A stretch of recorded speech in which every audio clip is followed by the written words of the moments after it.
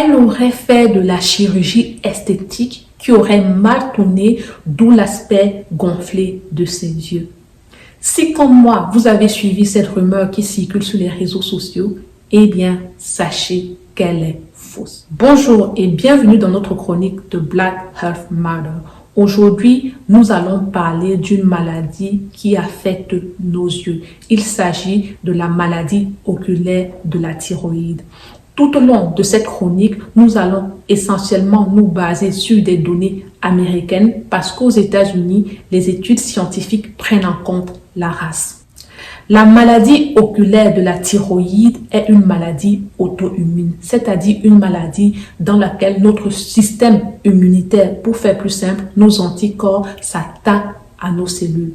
Et dans le cas de la maladie oculaire de la thyroïde, notre système immunitaire s'attaque aux cellules musculaires et aux cellules graisseuses se trouvant autour de nos yeux. Lors de cette attaque, encore appelée phase active ou phase aiguë, qui dure entre 6 et 5 ans, l'attaque par nos cellules immunitaires entraîne une inflammation des tissus musculaires et graisseux. Et cette inflammation pousse le globe oculaire hors de son orbite, d'où l'aspect exorbité de nos yeux. Cette phase active s'accompagne d'autres symptômes tels que une douleur autour des yeux, une sécheresse des yeux, mais les yeux peuvent être également larmoyants. Des fois, ils ont un aspect rougeâtre, mais aussi ces personnes souffrent d'une double vision. La phase active est ensuite suivie d'une phase inactive, au cours de laquelle l'inflammation regresse. Mais cela ne veut pas dire que la maladie est arrivée en fin de cycle. Ça veut juste dire que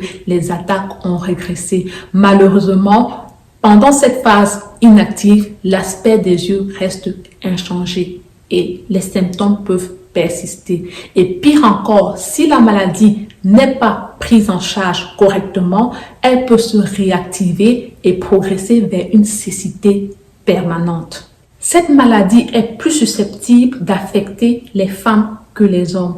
Les taux d'incidence sont de l'ordre de 16 pour 100 000 habitants chez les femmes contre environ 3 cas pour 100 000 habitants chez les hommes.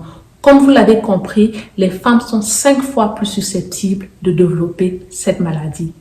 Et cela serait dû au fait que les femmes soient plus susceptibles de développer des maladies auto-immunes. En effet, près de 80% de cas de maladies auto-immunes sont observés chez les femmes. En plus de cela, cette maladie affecte particulièrement les personnes âgées de 40 ans et plus. Donc, on va avoir des pics d'incidence, c'est-à-dire la majorité des cas se trouvent dans la tranche d'âge 40-44 ans et la tranche d'âge 60-64 ans pour les femmes. Par contre, chez les hommes, les pics d'incidence sont un peu plus décalés. En d'autres termes, les hommes développent cette maladie en étant un peu plus âgés. Mais malheureusement pour ces derniers, ils sont susceptibles de développer les formes les plus sévères de la maladie. En effet, pour la vaste majorité des cas, ce sont des formes très légères qu'on développe sans vraiment avoir de symptômes apparents.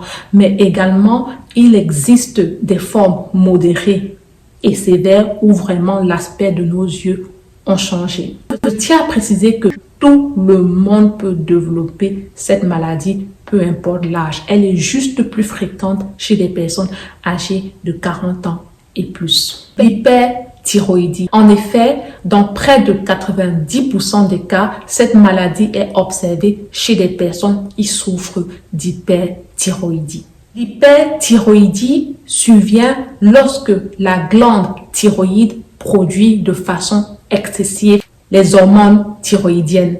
Et ces hormones ont pour rôle de réguler plusieurs aspects du bon fonctionnement de notre organisme, parmi lesquels la régulation de notre rythme cardiaque.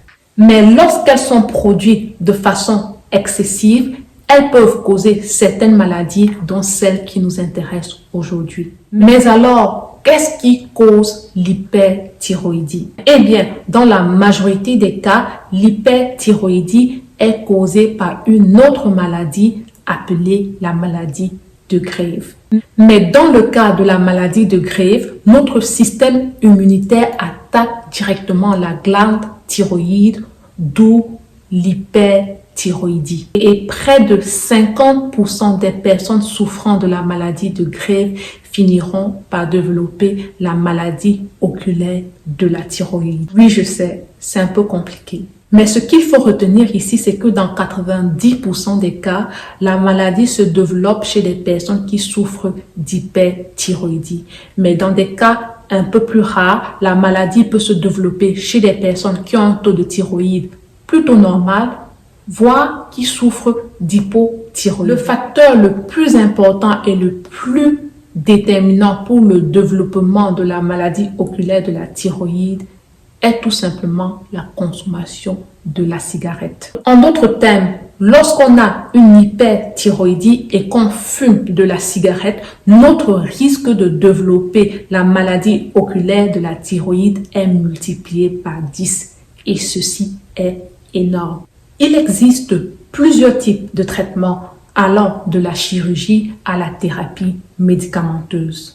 Le chirurgien va faire une procédure qui va permettre de décompresser les muscles autour des yeux et de permettre ainsi au patient d'avoir une apparence plus normale. En plus, la chirurgie aura pour but de traiter le problème de la double vision.